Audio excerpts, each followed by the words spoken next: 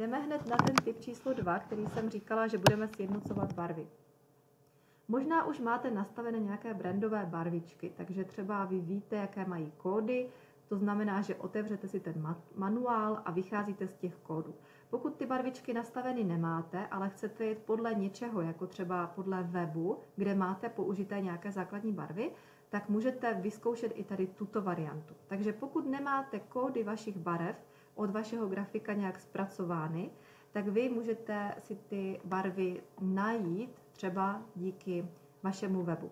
Podívejte se třeba na příklad mého webu, když si tady zadám lagrafika.net, tak ten web má tady nějaké barvy, vidíte, že tady má nějakou modrou a já udělám to, že kliknu pravým tlačítkem a já udělám screenshot. Jo? Jednoduše můžete mít i vlastně takové tlačítko na vaší klávesnici, takže můžete dělat screenshot i na klávesnici.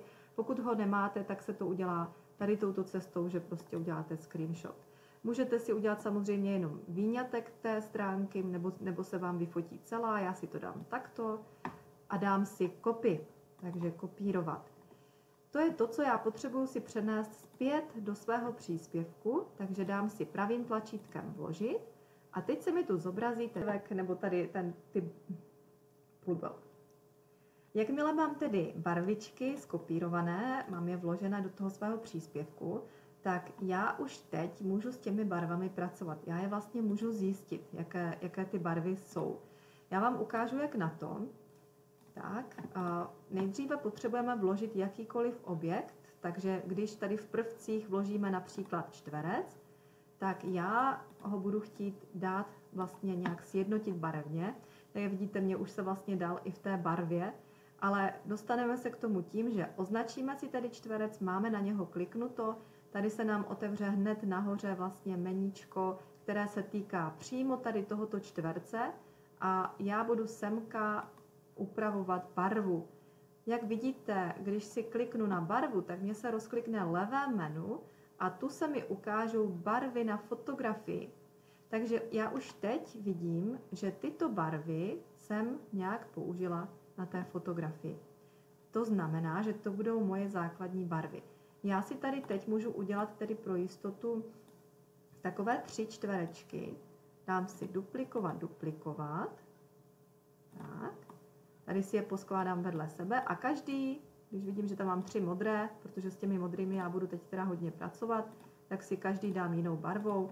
Mám to tady takto zpracované pro sebe a vím, že v následujícím příspěvku už můžu vycházet z těchto barviček.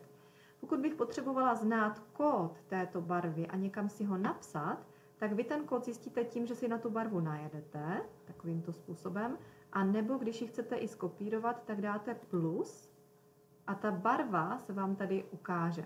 Takže ale potřebuji to mít označené, jo? Tak třeba to je tady ta světlá, dám si tady to plus a vidím, že to je tady tento kód.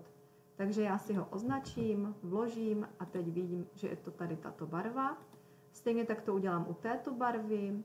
Tento čtvereček si označím, dám plus, skopíruju, dám CTRL-C, tady toto, tady jde o tento kód a dám jenom vložit.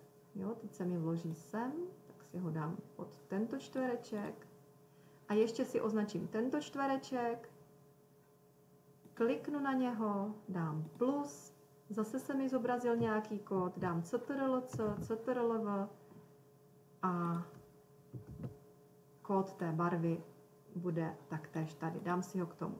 Toto je pro mě vlastně takto i já jako grafik připravuju vlastně grafické materiály klientům, abych věděla vždycky, jaká barva, jaký kód ta barva má, abychom vždycky dávali stejný odstín modré, aby všechny následující materiály, které budu vyrábět, třeba ty vizuály, aby vždy odpovídaly barevně tady v těchto barvičkách. Tak.